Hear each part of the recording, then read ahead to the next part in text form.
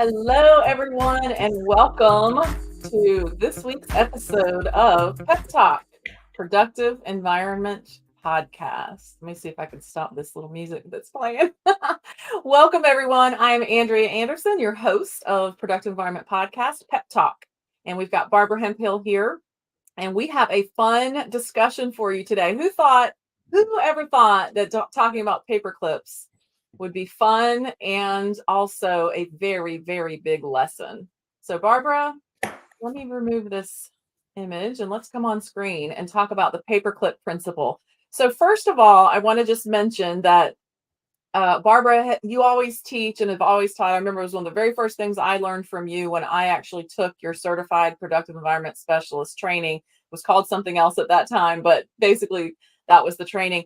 And I remember learning from you a tip about paper clips and filing, like filing papers in your filing cabinet with or without paper clips, and why she recommends one or the other. And this is a tease because we're not going to tell you.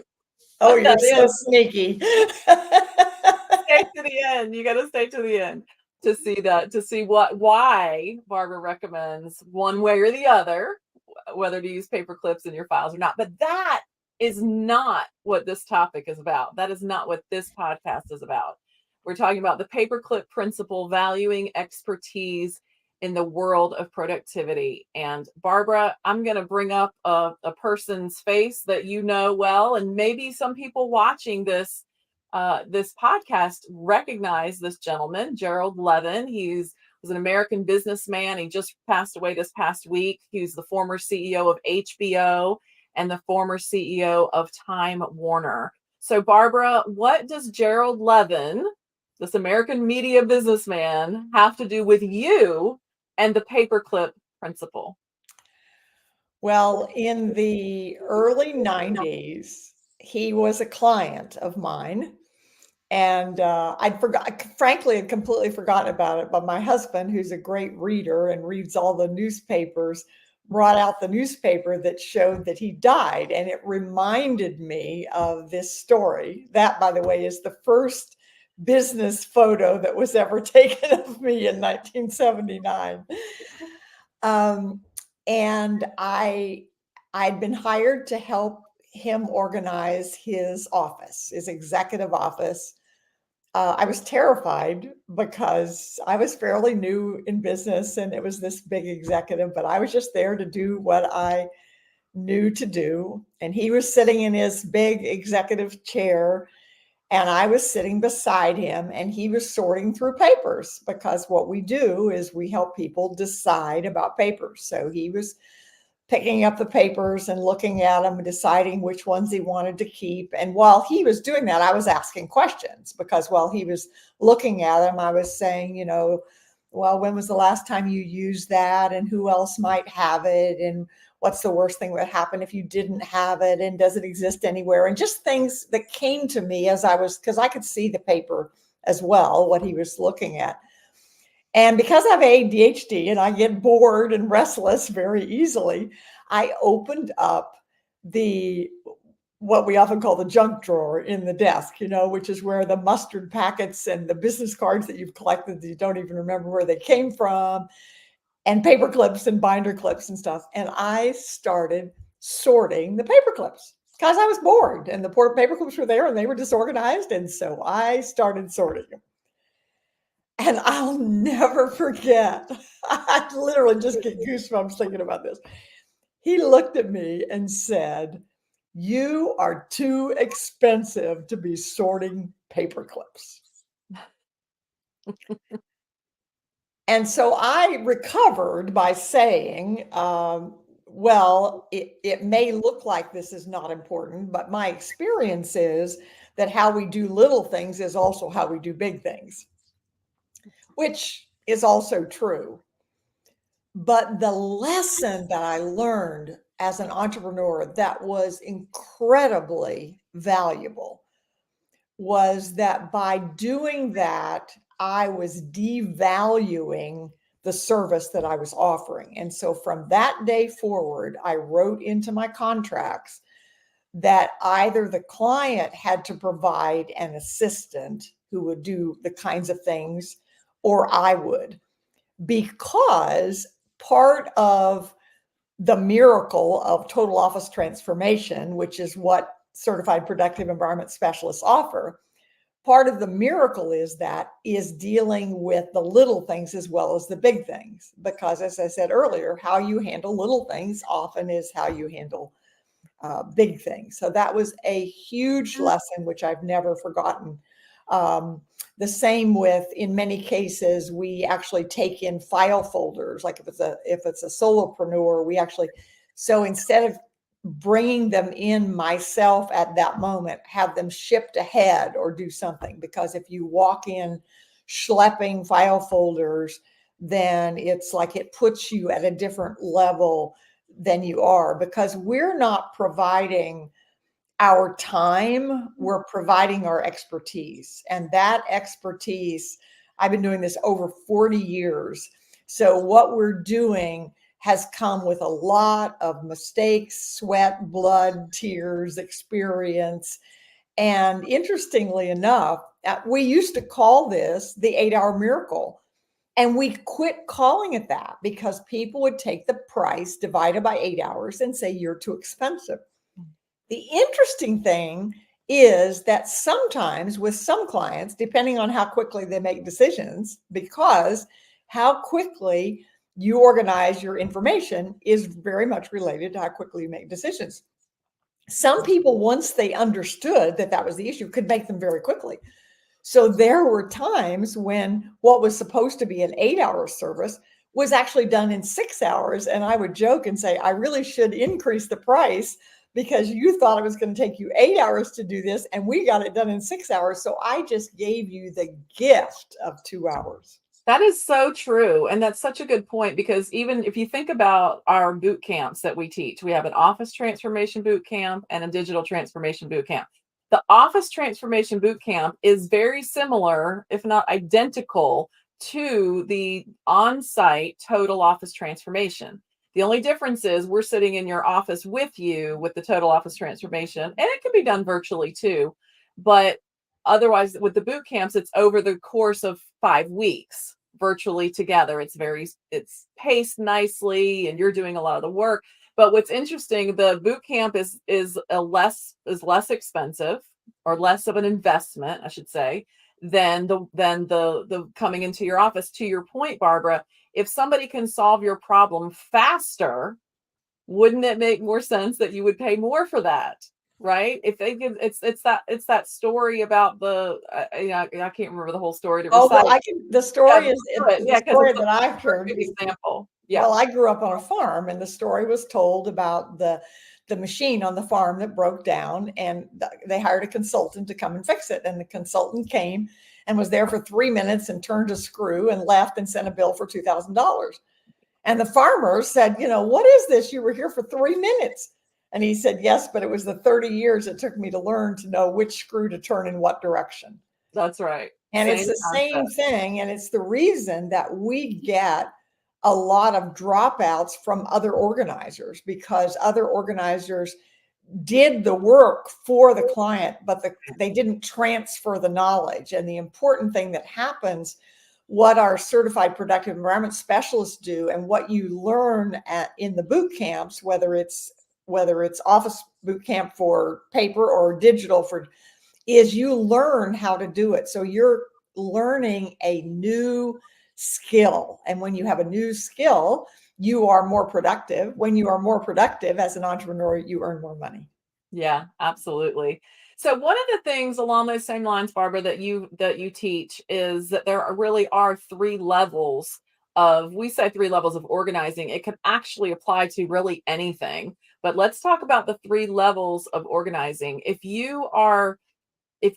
somebody on here hires an organizer to work, kind of like you with the paperclips, okay, this Mr. Levin paid you as an expert. You were a specialist. You were an expert. You were like top of the line. Come in and help me get organized and be more productive so I can do all these things, so I can accomplish my work and enjoy my life.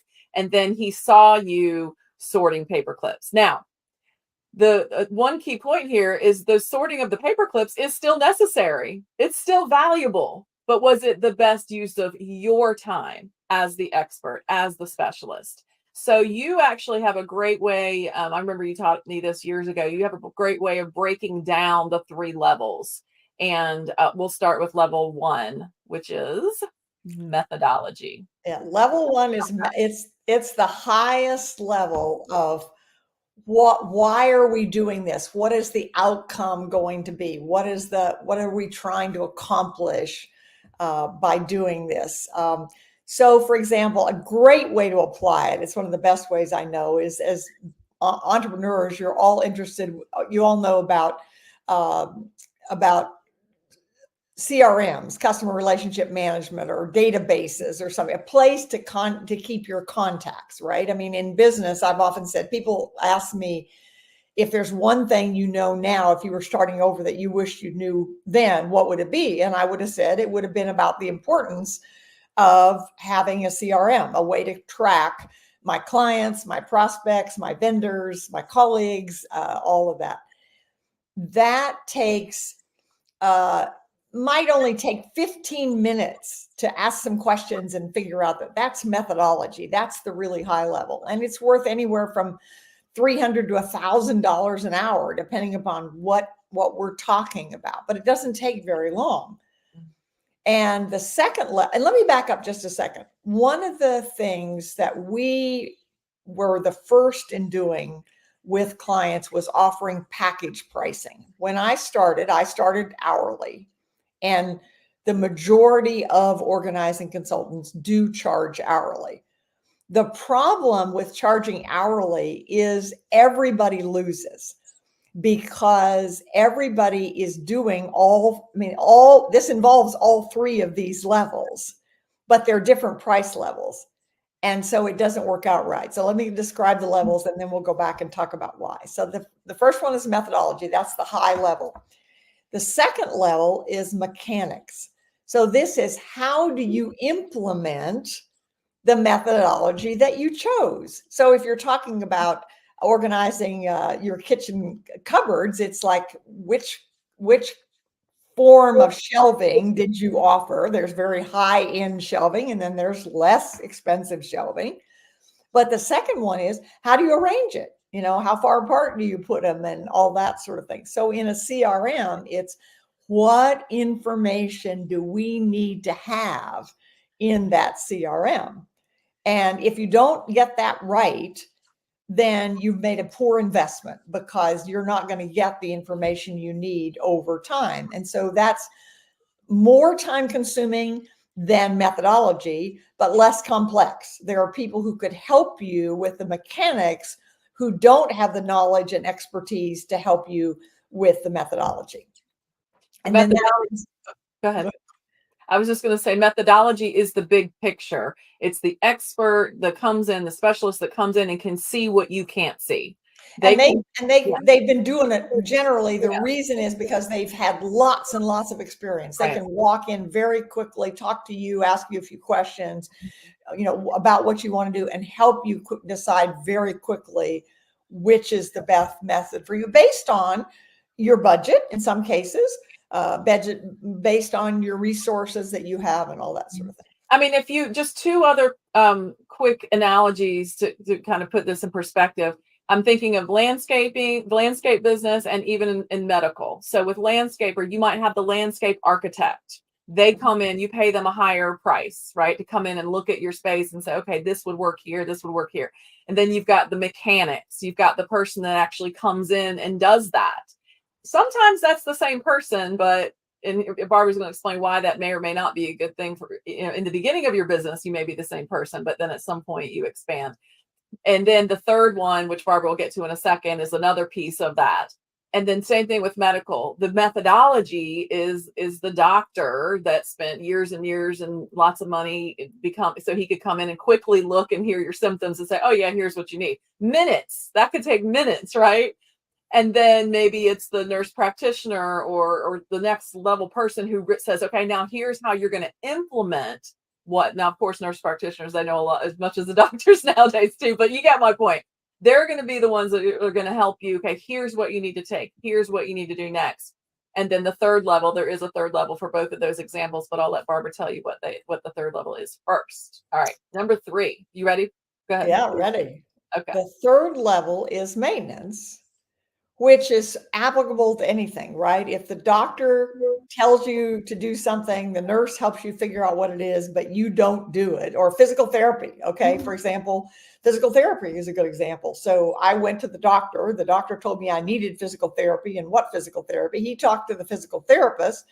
So the doctor was the methodology. Right. The physical therapist is the mechanics, but the maintenance, that's me. I mean, if I don't do the exercises, it is not going to help my back.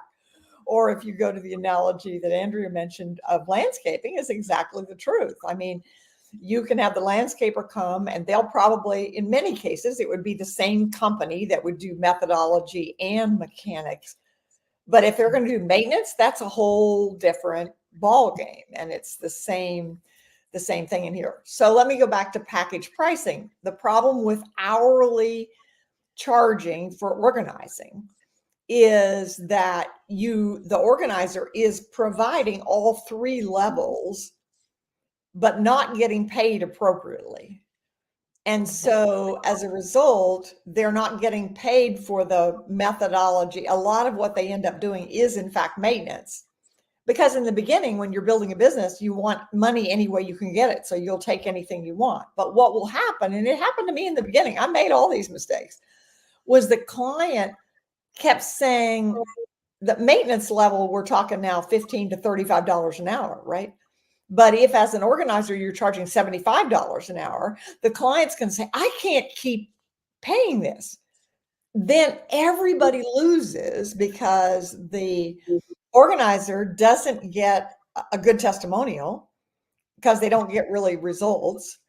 And the client, the saddest part of it, this is the saddest part for me, is that the client feels like I am so hopeless that even a professional couldn't help me. Mm-hmm. So when I first started offering package pricing, it was just me. I didn't have anybody else in the beginning. So what I would do, I would price out the package basing on, okay, it's going to take me 30 minutes to do this at $300 an hour. It's going to take me an hour to do this at $200 an hour. And then it's going to take X number of hours. So then it was the package. This is the package, which is a win-win for everybody because the clients knows what they're getting. They know what the end result is going to be. Now, obviously, you can add more things on, and there are ways to change it. But one of the worst things about organizing is not, as Stephen Covey would say, begin with the end in mind. We have to say at the beginning. So in our boot camps, for example, we always say there's 3 things we guarantee in the boot camp. One is that you will know what to do with every new piece of information that comes in. In the office transformation, it's paper information. In the digital transformation, it's digital. That's number 1. Number 2, that everything you have filed in the time we are working together, and during the boot camps, you will actually be filing things, working together. You and anyone else you want to will be able to find it in a matter of seconds. And 3, that you will have a game plan for how to do the rest of it. Because obviously, if you have 10 years worth of stuff, or some of our clients have 20 years worth of stuff, you're not going to get that done in 5 weeks. Research shows that 80% of what we keep, we never use anyway. So a lot of our clients, after they've gone through this clutter is postponed decisions and understand the emotional part behind it, they say, you know what, I don't really need that. Or they say, I'm going to put it in the garage, and if I haven't used it in X amount of time, I'll dump it, or something like that. But in many cases, they can take the old, just leave the old where it is. But then as they need it, they pull it out and they put it into the new. So that's why they are able to maintain what we're doing. And that's why package pricing is much more effective for everyone involved. And let me clarify that, Barbara, because I've had many conversations with people who were wanting to kind of have a second career or add, if they were already a professional organizer, maybe they wanted to add, what we do, the productivity consulting piece to it. And I would say to them that, well, one of the things that makes us different is that we offer package pricing versus charging by the hour. And then they would say, oh, yeah, I do that. But then what they meant was, and what they thought I meant was that they package it like an hour is X number of dollars, but I package up 10 hours and I sell a package of 10 hours. That's not what we're talking about. Right. We're Good talking point. about a solution. You're starting here and we're going to help you end here. And it's packaged, it's a full package of what's all included in that. So I just want to make sure that you guys understand the difference. We're not talking about packaging up hours. It's like 1 hour or 5 hours or 10 hours or 20 hours. It's an actual solution. So I think that's very unique and it's very effective. So. Well, let's go back to Mr. 11 again, too. When you think about it, it was like, and with all of our clients, it's like we are providing them with a methodology of what to do. And then we are actually implementing it. So as certified productive environment specialists, we are either doing it with them or for them. We're doing it together in some way or another. Sometimes we're actually physically there with it. Sometimes it's virtual and we're coaching them, but they're actually doing it. And that again depends upon how you want to work. We found that many people are much happier doing it virtually. And the interesting thing is, we've also learned that in some ways, the client actually learns more because we learn kinesthetically. So by actually physically doing it, they're learning as well. And so we're doing that. But then the maintenance, in fact, when I first started in organizing, one of my rules was, and I didn't realize then that I was actually implementing the methodology mechanics maintenance, but I would go back to clients. And if I had to go the second time and do what I had done the first time, then I would fire them as a client because that wasn't what I wanted to do. I didn't want to do the maintenance part. And so then I would either help them, teach them and say, okay, you need to do it, or I would help them find somebody else to do it. And our certified productive environment specialists, they do the methodology and the mechanics. And frankly, the reason we don't do maintenance, there's two reasons. One is it's not cost effective. In order to be an entrepreneur, you have to charge enough to make it a business, and the maintenance part of it isn't.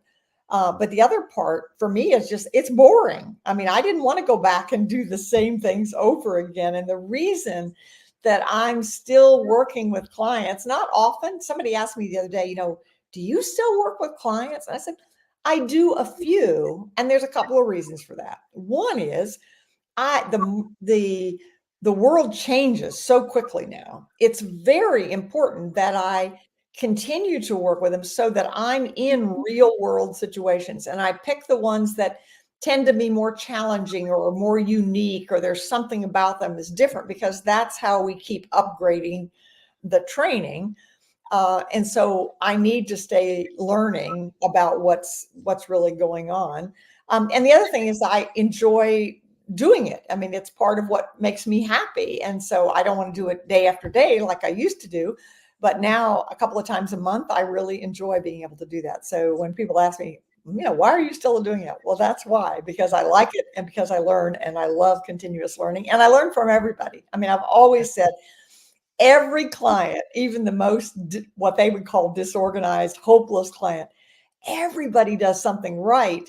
And one of the things we do when we're working with clients is we identify the things that they are organizing well, because once you identify what that is, you can figure out why. Why are they doing what it takes to organize that? And then we can transfer that knowledge over into what else. The best example I can think of that was several years ago. I had a client who had been married, working with his wife in an office. They got divorced, and he went home and worked out of his condo. And so he was working kind of solo at this point. He had been with a company. He hadn't had to do his own maintenance or his own filing or any of that kind of stuff before. Suddenly he was a solopreneur trying to organize his own office. He was very paper intensive. He wanted to do paper as opposed to digital, and it was a wreck. And I was trying to help him, and he was really struggling with it. And it was in a condo, and I went back to the restroom, and on the way, I saw his closet. And the closet was impeccable. It was like everything was hung in the shirts in perfect color, the shoes perfectly on the shelf, the pants, I mean, the ties. I mean, it was like anal retentive perfect. Mhm. And I said to him, I said, Ken, if somebody moved something in your closet, would you know it? He said, oh, absolutely. I said, that's because you have a system in your closet. Mhm. We are creating a system for your desk. He got it. It was like that Yeah. was this huge light bulb moment. And the Love thing it. about the system it has to be something that you will do. And part of, again, why I'm still in business is because God didn't create any two people the same or Mhm. any businesses the same. So every day is new, and helping them figure out what they will do so they can accomplish their work and enjoy their lives. Yeah, absolutely. I love that story. And that's why I really love the boot camp so much. This is something that's relatively new to us over this past year. In the past, all of our services were pretty much one-on-one. Like you would make an investment and you'd work one-on-one with one of our certified productive environment specialists. And we still offer that. If you know that you won't do anything, you won't make any changes unless you have somebody one-on-one with you working, then that is absolutely still an option. What the boot camps do is they actually allow us to have a lower investment, and it gives you guys, I'll call you guys organizees. I was going to talk about that a minute. Organizers and organizees. It gives you the organizee, the one that wants to get organized. It lets you know that you're not alone. When you see other people in the group and they're sharing similar stories and they're sharing similar challenges, you feel like, wow, okay, I'm not the only one going through this. And so it really allows, connection and people to make changes together. So that is one of our favorite things to do. And I will mention here, we have two types of people in our community, and probably you're one of these, or if not both. Sometimes people come in as the organizee. They want to get organized for themselves. And then they go through our program and then they say, wow, this is amazing. I want to teach other people how to do this. And then they become the organizer. So we have organizees. Here, this is how I spell it. Organize E, organizer. So, and we have we love the combination. So if you come in as one or the other, so this is who we're talking to. So you may be one or the other or both. So I want to just give you some things that you can do, a next action for each of you. So let's look at the organizee first. And this could also apply to the organizer. So everybody pay attention to this one. Jot this down, and we'll also put it in the chat and in the notes, wherever you're watching this from. Make sure you register for our upcoming webinar, productiveenvironment.com/webinar. Okay, so make sure this is for organizees and organizers. Now, if you are an organizer or you would like to become one, maybe you're a coach and you think you want to add something. Maybe if you're a coach and you have clients that aren't implementing what you're teaching them because they're dealing with disorganization and overwhelm, you could add some of these services to what you're already offering. So if you are an organizer or want to be, then we invite you to go to becomeaspecialist.com. Our certified productive environment specialists are truly specialists in what we do. They may also be organizers, but they are specialists in paper and digital or transformation, not just organization, but transformation. So becomeaspecialist.com, it's about a 40-minute webinar there. So this webinar, Become a Specialist, is recorded. You can go and you can register for it right now and watch it either now or later today. But the other one, this one is a live webinar that's coming up in April. So go to one or both of these and to learn more about what we're doing. And if this interests you at all, then definitely check that out. Because our main goal, and I will wrap with this and let Barbara close us out. Our main goal is to help people create a productive environment, which is an intentional setting where everyone can accomplish their work and enjoy their lives. So Barbara, if you want to wrap us up. Oh, I got to tell what the paperclip principle is. Yes. So one of the things I learned for people who use paper is that through the years, the stories, and a lot of our CPS, certified productive environment specialists, can tell stories about the things they found because of paper clips, checks attached to paper clips and things stuck together and things like that. So we always said, one of the gifts I used to give my clients was a staple remover, because use a stapler as opposed to a paper clip. But one of my funny stories is a colleague and I were at a very fancy restaurant having dinner, celebrating a success, and we were having this discussion about paper clips. And my colleague looked at me and said, "I cannot believe we are in this elegant restaurant having a discussion about paper clips." But it is true that how you do little things is how you do big things. So it does make a difference. So I just want to, in case you missed that, guys, in there, what she was talking about is Barbara does not recommend using paper clips in your files. Like if you're putting papers together and then filing it, that's where things get stuck and you can't see them. And so she recommends a stapler. And I remember hearing that myself, because I was a big paper. I mean, I had pretty paper clips. I had all kinds of different shape paper clips. And then she said, "Oh, I don't recommend paper clips." I was like, "What? Why?" And now I see. So things do stick together. So a stapler is your friend, but you also have to have the staple remover. So that is one. It's just so interesting, Barbara. Paper clips come up a lot in our discussion. So anyway, thank you guys for joining us today for the paperclip principle. And I'm going to put these up, these links back up again. Be sure to go to productiveenvironment.com/webinar. 1, 2, 3, 4, 5. You had 5 seconds to write that down or do a screenshot. And then also becomeaspecialist.com. And we will see you for the next episode. Thanks for joining us. Bye-bye. Have a great day.